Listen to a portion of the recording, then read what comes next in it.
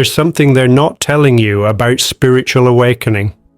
Something all the teachers, the gurus, the people selling weekend retreats deliberately leave out. Awakening is not a shining path toward eternal peace. It's a demolition, a death while still alive. And most people can't handle it. They give up in the third stage, fall back asleep, and spend the rest of their lives convincing themselves they're awake. But you know something has changed. You feel you no longer fit into your own life. Conversations that once fulfilled you now seem empty. The goals you used to chase feel foreign. And the worst part is that no one around you notices. To them you're still the same, but inside you're falling apart. This is not a passing existential crisis. It's the beginning of something that will change everything you thought you knew about yourself. And if you've made it this far, it's because something in you has already begun to awaken. The first stage arrives without warning. One day you're going through your routine, pretending everything makes sense, and suddenly something breaks. It's not a dramatic event, it's a silent crack. You look at your reflection and don't recognize the person staring back at you. The things that mattered yesterday now seem insignificant. Your job, your relationships, your ambitions, they all feel like a play you've been acting in without knowing it. Eckhart Tolle called it the collapse of the false self.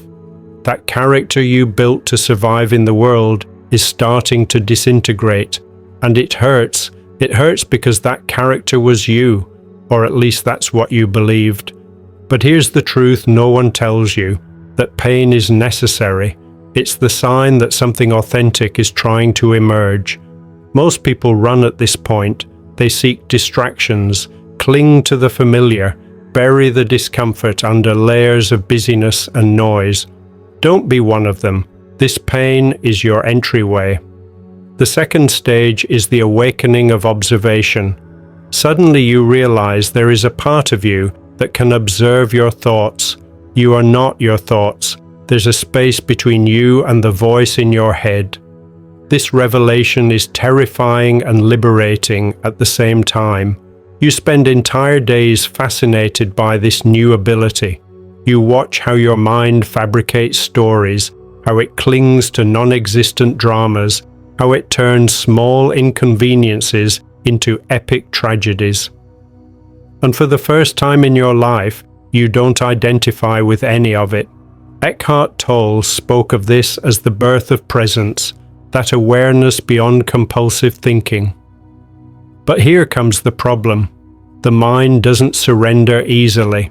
When it realizes you can observe it, it fights back. It bombards you with doubts, questions, fear. It tells you you're going crazy, that this isn't normal, that you should return to the comfort of unconsciousness. And many do. They think they're losing their sanity, when in reality they're gaining clarity. This is where most people quit, because they prefer familiar madness over unfamiliar lucidity. The third stage is brutal. It's the confrontation with darkness. Everything you've repressed, everything you've avoided, everything you've buried under years of distraction begins to emerge. Your deepest fears come to light. Your unresolved traumas demand attention. And hardest of all, you realize how much harm you've caused, how many times you acted from ego, how many relationships you destroyed through your unconsciousness. This is the dark night of the soul. And it's not a poetic metaphor, it's a real psychological hell. The temptation here is to run, self-medicate, distract yourself, anything to avoid feeling. But if you run now, the awakening stops. Carl Jung said it clearly. One does not become enlightened by imagining figures of light, but by making the darkness conscious. This stage is not about forced positivity or empty affirmations. It's about staring directly at what terrifies you most about yourself, and keeping your breath steady. Most people don't make it past this point. They prefer returning to the illusion over facing their own shadow. The fourth stage is detachment, but not the kind self-help books talk about. It's not indifference or emotional numbness, it's something much deeper. It's realizing that everything you considered yours never truly was. Your identity, your possessions, your relationships, your achievements, none of that defines you. Eckhart Tolle described it as the dissolution of the personal sense of self. And when that happens, the world feels strange. The things you used to worry about no longer affect you. Others' opinions lose their weight. Even your own desires start to feel like echoes of a past that no longer belongs to you. This is where many misunderstand awakening. They think detachment means abandoning everything, renouncing life, becoming hermits. No, detachment is living fully without clinging to anything. It's being in the world without being of the world.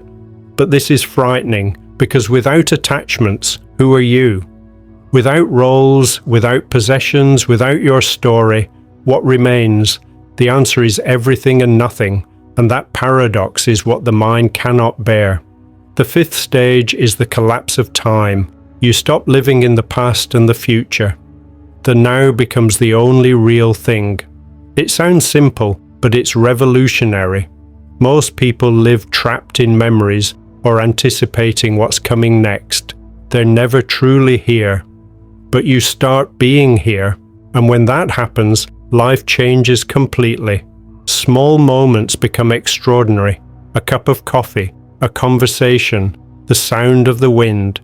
Everything gains an intensity you hadn't perceived before.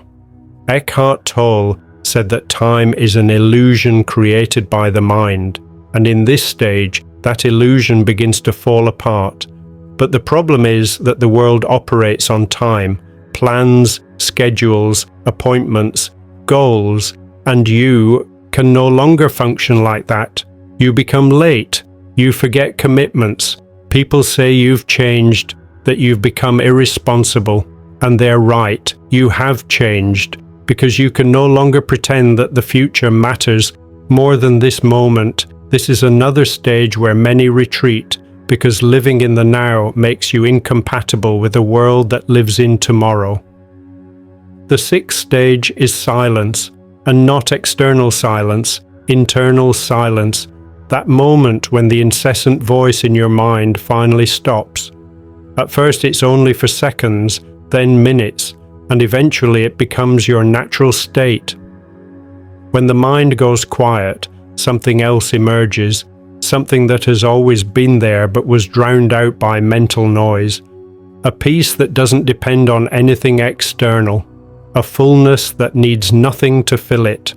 This is what mystics have called the fertile void.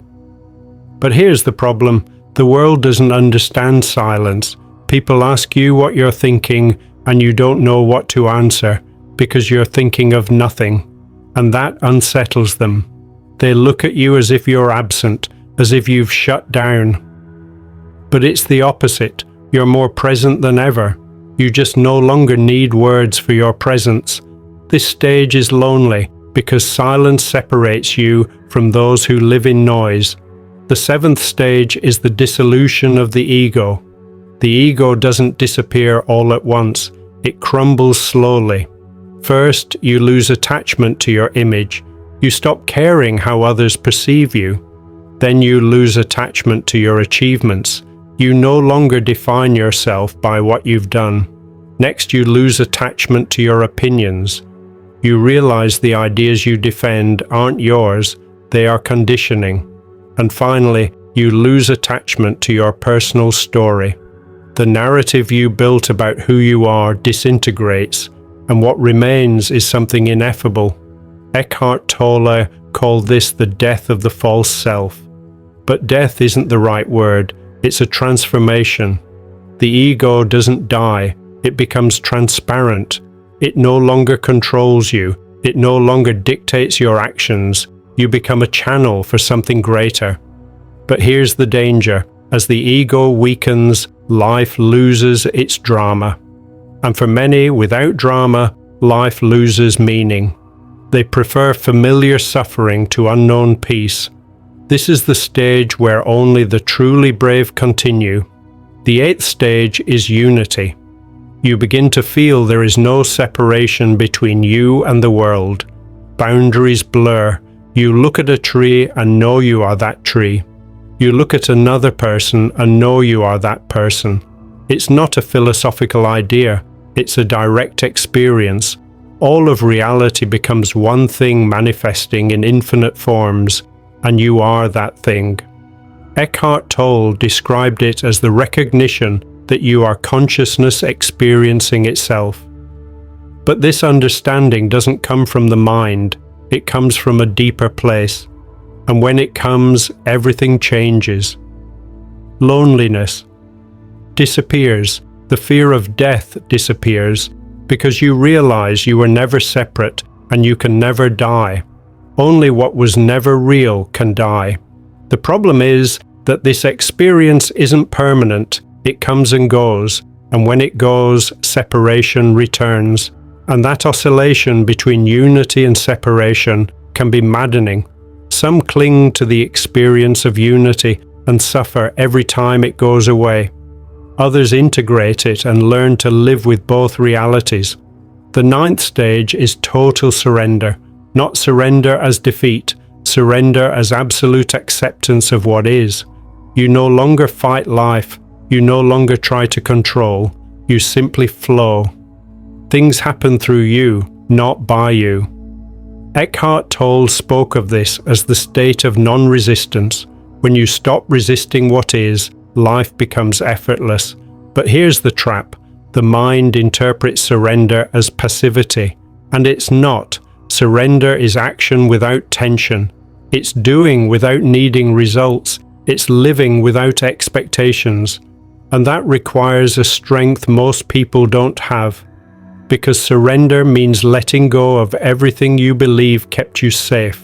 Your control, your plans, your strategies. All of that goes, and what's left is pure trust. Trust that life knows what it's doing, that you don't need to force anything, that what must happen will happen, and what shouldn't happen will never happen, no matter how much you try. This is where many get stuck, because surrender feels like losing, when it's actually the opposite. The 10th stage is egoless service. You act in the world, but no longer from the desire for recognition or validation. You do what must be done simply because it must be done. You expect nothing in return. You don't seek gratitude. You don't need anyone to notice your contribution. Eckhart Tolle called this selfless action, but it's not sacrifice. It's the natural expression of someone who no longer experiences themselves as separate. When you know everyone is you, serving others is serving yourself. There's no difference. The problem is that the world isn't used to this. People become suspicious of those who give without asking for anything. They look for hidden motives, and when they find none, they become confused. They ask what you gain from it, and you don't know what to answer because you gain nothing, and that's everything. This is where awakening becomes practical. You are no longer someone meditating in a cave. You are someone living in the world, but no longer of the world. And that is true mastery. The 11th stage is the peace that transcends understanding. You no longer need to understand anything. The questions that tormented you for years simply disappear, not because you answered them, but because they stop being relevant. The mind seeks answers. Consciousness simply is. And when you live from consciousness, the need to know fades away. Eckhart Tolle said truth is not found in thought, but in the space between thoughts, and in awe. This stage, that space, becomes your home. You no longer get lost in the mind. You no longer identify with its stories. You simply observe. And from that observation arises a peace that depends on nothing, neither external circumstances nor internal states. It's a peace that is always there, like the sky behind the clouds. But here's the challenge. This peace is not emotional. It's not happiness. It's not euphoria, it's something more subtle, and most people confuse it with indifference, but it's not. It's pure presence, and presence contains everything without being affected by anything. The 12th stage is integration. Awakening stops being an experience and becomes your constant reality. There are no longer moments of illumination followed by regressions. There is no longer an asleep version and an awake version of you. You simply are. You live in the world with all its complexities, but from a place of absolute stillness. Eckhart Tolle described it as the embodiment of presence. You no longer seek enlightenment, because enlightenment is what you are. There's nothing to achieve, nowhere to go. Everything you were searching for was always here. And that understanding isn't intellectual, it's experiential. You breathe and know you are life. You look and know you are everything you see. You act and know you are the action itself. There is no separation. There is no seeker or sought. There is only this moment, this breath, this existence. And that is enough. But getting here isn't easy. Most give up somewhere along the way because awakening is not comfortable. It's not a romantic journey toward peace. It's a systematic destruction of everything you thought you were. And only those willing to die while still alive can reach this point.